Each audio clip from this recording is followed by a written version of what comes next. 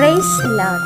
இயேசுவுக்குள் பிரியமானவர்களே, நம் கடவுளும் மீட்பருமாகிய இயேசு கிறிஸ்துவின் ஈடே இடையற்ற நாமத்தினால் வாழ்த்துகிறேன், வரவேற்கிறேன். ஆமென்.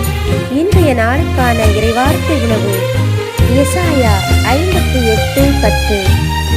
பசித்திருப்போருக்காக உன்னையே கையளித்து வறியோரின் தேவையை நிறைவு செய்வாயானால் இருள் நடுவே உன் ஒளி உதிக்கும், இருண்ட உன்னிலை பட்டப்பகல் போலாகும். ஆமென்.